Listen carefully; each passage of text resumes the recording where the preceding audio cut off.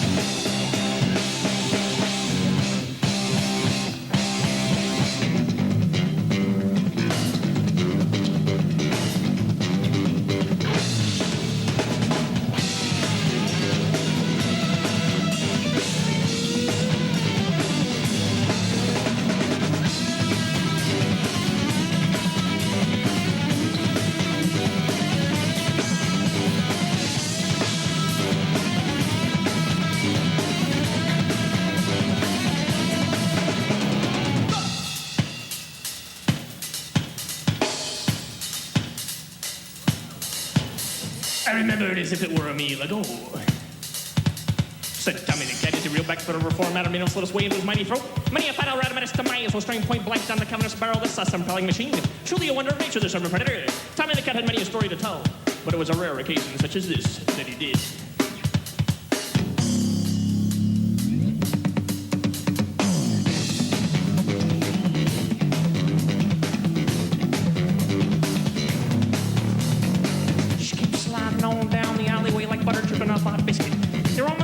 Was enough to rouse suspicion. Even the olds, the tigers that hung around the hot spot in those days. The sight was beyond belief.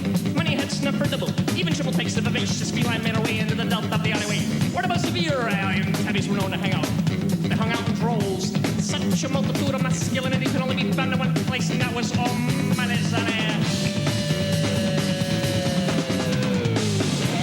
Here was thick with catcalls, no pun intended, but not even a muscle or neck to she turned straight into the heart of the alleyway. She knew what she wanted.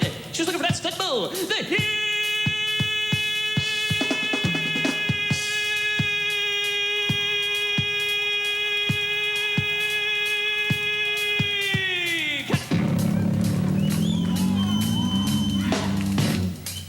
That was me. Tommy the Cat is my name. And I'll say unto thee,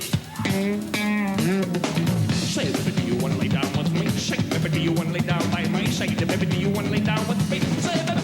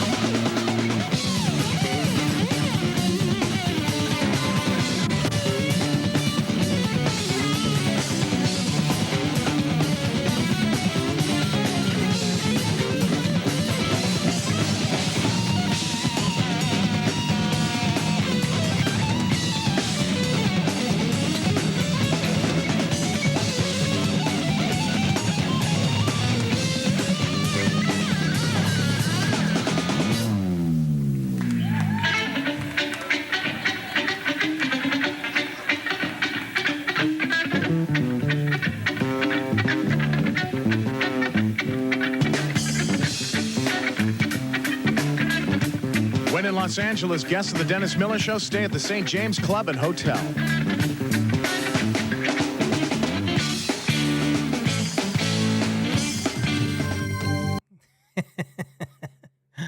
I actually forgot about the very ending of that and the complete and total change in some funky ass groove that they were playing. But I mean, if you think about it, you don't see stuff like that on TV anymore. None of the late night shows are putting on Primus. I remember I used to love the old Arsenio Hall show. I did because he was one of the people who pushed the musical boundaries, put people on, like, yeah, okay, sure. He had Destiny's Child. He also had Living Color and, Faith No More and Megadeth and Bella Fleck and the Flecktones and, Jeff Beck with Terry Bozzio and Tony Hymas. And, it's like, nobody on TV puts artists that they want to put on anymore. Don't get me wrong. I think they like the artists that they put on, but the artists that are put on these late night shows are really pushed by whatever the record industry is putting out there. And during the 90s, there was a lot more freedom. You had, audiences like the Dennis Miller Show, but more specifically the Arsenio Hall Show, where they were actually pushing the musical performance boundaries that just it's not happening today.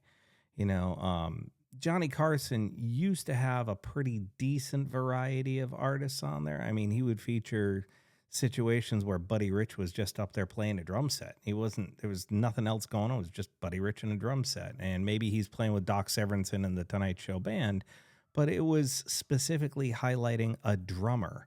Or you'd have a concert violinist or something like that, and you'd be like, well, that's not normal. It's not just pop music or contemporary music. It was different. And then Arsenio came along and kicked the door down, putting some of the first hip hop artists on, and then putting on hard rock and metal bands, and then putting on country artists, and having artists set in with the house band, like Larry Carlton sat in with the Arsenio Hall Show band. And it was one of the coolest things I'd ever seen. It was like going, oh, I know this jazz fusion guy, this guy who played with Steely Dan. And he's up there playing instrumentals with the house band. And again, you just didn't see stuff like that before, and you really haven't seen it since the late night genres have been, whittled down to virtually next to nothing, and everything is pushed by whatever the pop charts say people want to listen to. And they're not in the business of expanding musical horizons. They're not in the business anymore of expanding people's minds musically. They're in the business of, filling airtime with commercially popular shit. And the record labels aren't willing to pay any attention to, boundary pushers. There's nothing out there that's over 3.5 minutes long. I mean, it is remarkable to see how much regression has occurred in the musical landscape of things. And the truth of the matter is there's still exploration going on out there. It's just all self-funded and self-motivated and then self